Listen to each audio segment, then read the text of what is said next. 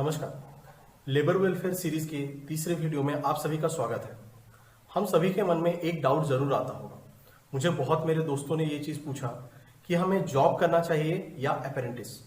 तो आज हम बात करते हैं इंडियन अप्रेंटिस एक्ट के बारे में। इस एक्ट के अंतर्गत क्या एलिजिबिलिटी है, ज्वाइन करने के लिए मिनिमम क्या क्राइटेरिया है, इस पे क्या बेनिफिट मिलता है, और चौथा कुछ मिथ बस्टर्स। पांचवा हम बात करेंगे हमें जॉब चूज करना चाहिए या अप्रेंटिस।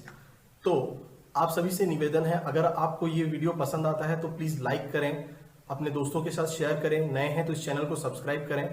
तो चलिए शुरू करते हैं आज का टॉपिक।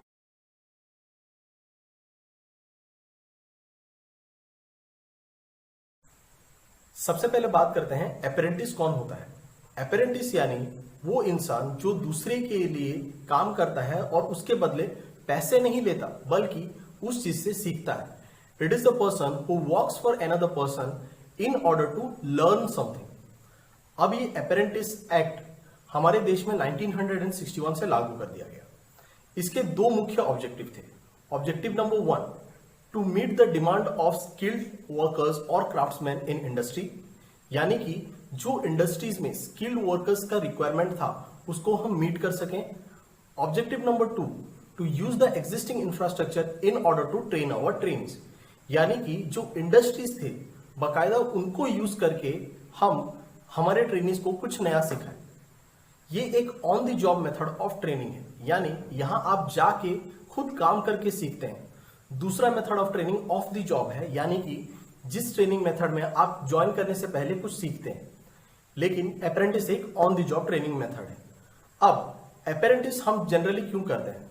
आप मान लीजिए आईटीआई में ज्वाइन किए हैं तो आप वहां पे लेथ मशीन पे काम कर रहे होंगे, मगर आज के डेट में इंडस्ट्री में रिक्वायरमेंट है सीएनसी मशीन्स का, तो आपके आईटीआई में शायद सीएनसी मशीन्स नहीं हो।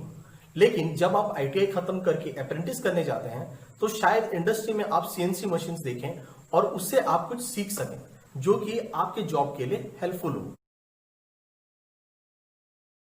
चलिए बात करते हैं अप्रेंटिस एक्ट के डिफरेंट एलिजिबिलिटीज और बेनिफिट के बारे में। एलिजिबिलिटी, पहला एलिजिबिलिटी, आपकी मिनिमम एज 14 इयर्स होनी चाहिए।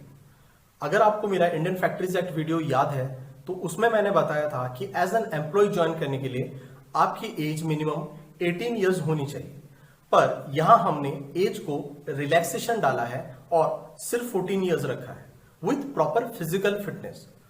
दूसरा, अगर आपको अप्रेंटिसशिप करना है तो आपको अपने आप को गवर्नमेंट के अप्रेंटिसशिप पोर्टल में रजिस्टर करना पड़ेगा, जो है www.apprenticeship.gov.in।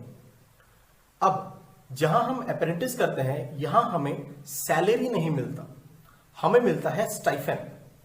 2019 के लेटेस्ट अमेंडमेंट के बाद जो मिनिमम स्टाइफेंड था उसे 5,000 से बढ़ाकर 9,000 कर दिया गया। इसके कुछ प्रोपोर्शन गवर्नमेंट एम्प्लॉयर को पेबैक जरूर करता है। इसके अलावा जो और एक अमेंडमेंट हुआ था वो ये है कि इंडस्ट्रीज अपने यहां पे 15% तक अप्रेंटिस रख सकते हैं। ये स्लैब इनिशियली 10% था, अब इसे मैक्सिमम बढ़ा के 15% कर दिया गया है। जब आप अप्रेंटिस खत्म करते हैं तो आपको एक सर्टिफिकेट ऑफ प्रोफिशिएंसी मिलता है। इसके अलावा अप्रेंटिस का ड्यूरेशन 6 मंथ से 4 इयर्स तक रखा गया है। अप्रेंटिस को लेके हम सभी के मन में कुछ गलत धारणाएं हैं, जैसे कि you should have studied ITI in order to join apprentice, यानी अगर कोई आईटीआई पढ़ा है तभी अप्रेंटिस ज्वाइन कर सकता है। ऐसा बिल्कुल भी नहीं। 5 कैटेगरीज में लोग अप्रेंटिस ज्वाइन कर सकते हैं, जो वेरी करता है क्लास 5th एजुकेशन से ग्रेजुएट इंजीनियर तक। दूसरा, apprentice only happens in manufacturing sector, ऐसा बिल्कुल भी नहीं।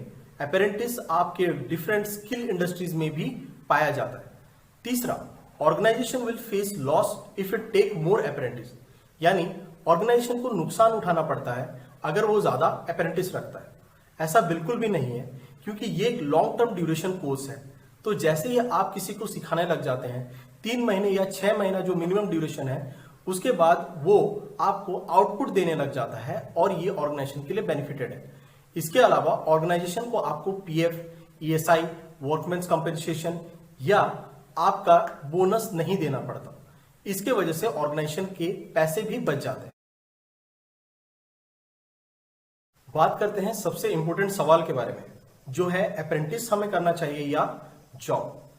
तो समझ जाइए कि अप्रेंटिस हम करते इसलिए हैं ताकि हमारा कुछ नॉलेज एनहांसमेंट हो, हमारा कुछ स्किल एनहांसमेंट हो, ताकि हम एक डिजायर्ड जॉब की तरफ जा सकें।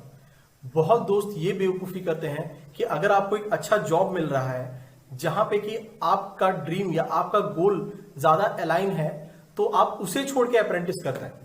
तो अप्रेंटिस एक टेम्पररी कोर्स है जो कि 6 मंथ से 4 इयर्स तक वेरी करता है।